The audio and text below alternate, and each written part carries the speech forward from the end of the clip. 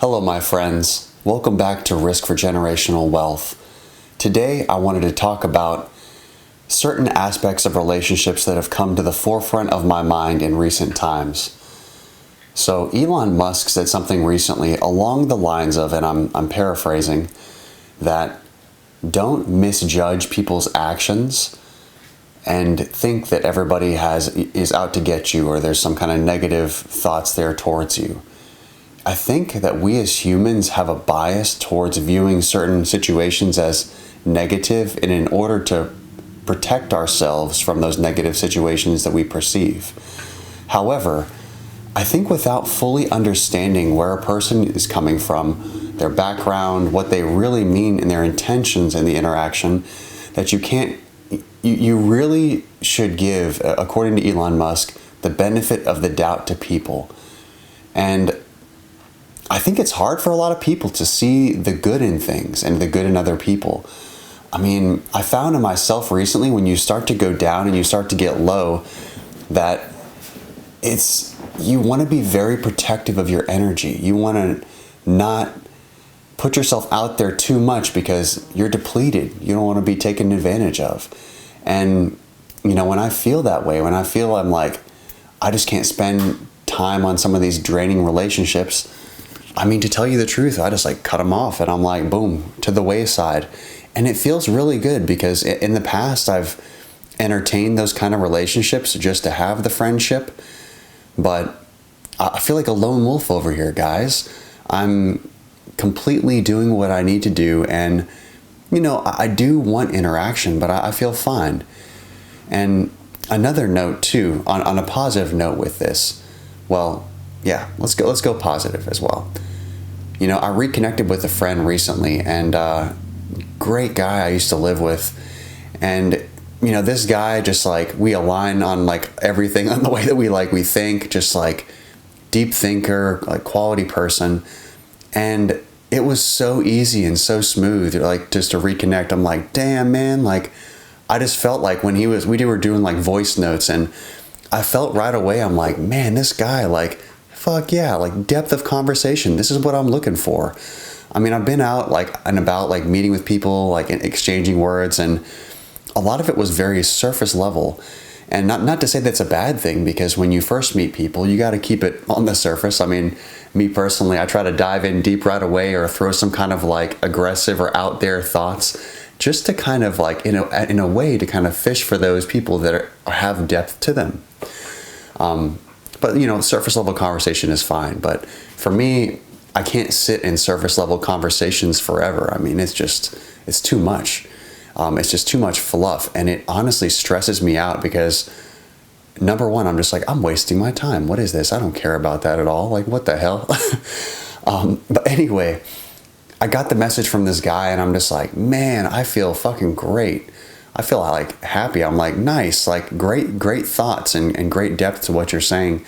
And it just made me realize, it's not I forgot about him. It was just, you get so wrapped up in your own life that you do, in some ways, need to be reminded of the great people that are already in your life.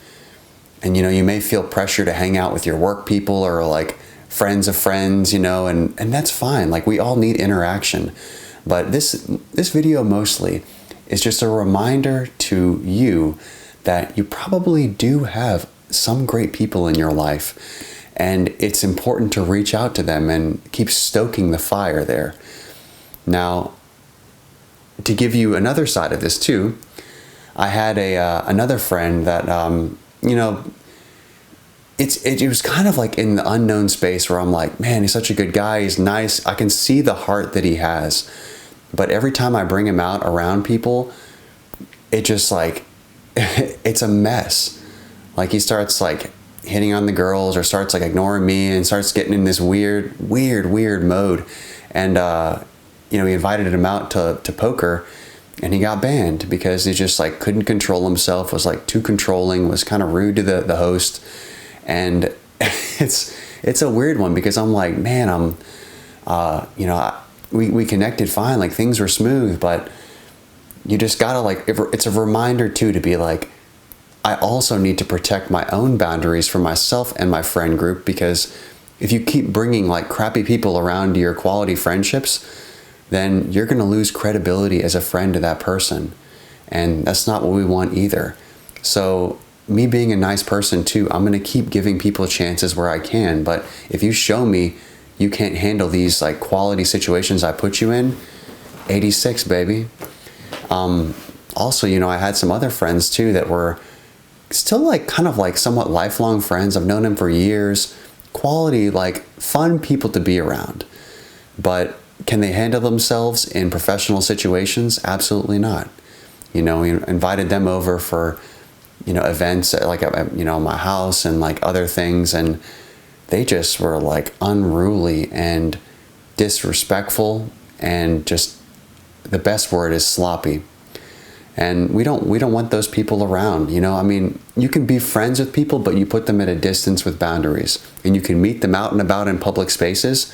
But if you're going to come to my home and you're going to come into my inner circle, you will match my standards, or you will not get an invite back.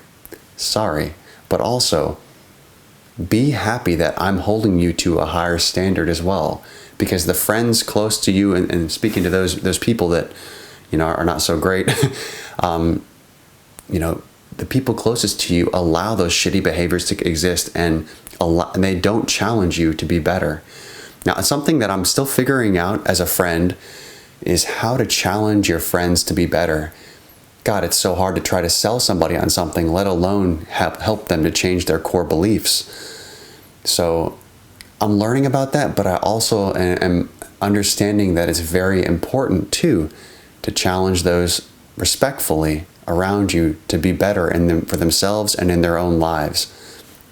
And it's easy to have conversations with my girlfriend. We're pretty freaking harsh towards each other sometimes. She's like, yeah, you a shrimp. You need to go to the gym. You need to get working out. And I'm like, yeah, you're right.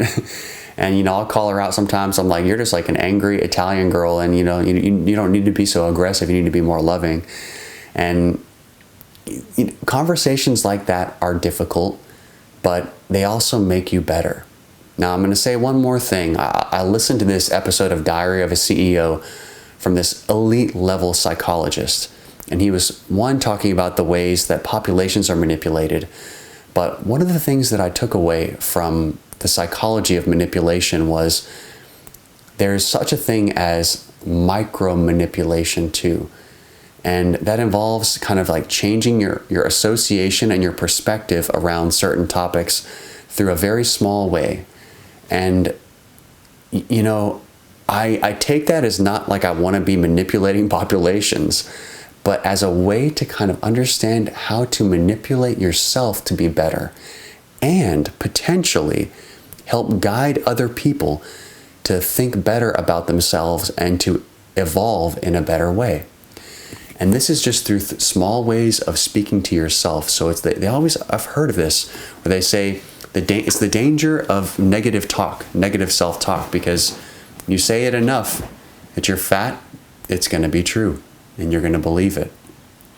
But I always have thought, damn, I need to like hype myself up. So I'll be like in the mirror, like I've said this before in a previous video, but I'm like, damn, you ripped, like you look great, like God, I look so hot, like I'm amazing. It comes across egotistical, and my girlfriend will try to chop me down and be like, no. And just to kind of bring me back to reality, because nobody likes to see a little ego flare up. But it's important to remind yourself of who you are. And I find that in situations where people will step out and kind of challenge you in the real world and be like, challenge your reality and be like, is this really you? Are you the shit? Are you really that cool person? And if you've said that to yourself a lot of times in front of the mirror, or in general with that positive self-talk, you are grounded and you are so firm in your thought and your reality that you are that, and you become unshakable and unstoppable. And guys, like the power of that is people are drawn to powerful states like that, and they love confidence. So you can use that for sales, relationships, public speaking.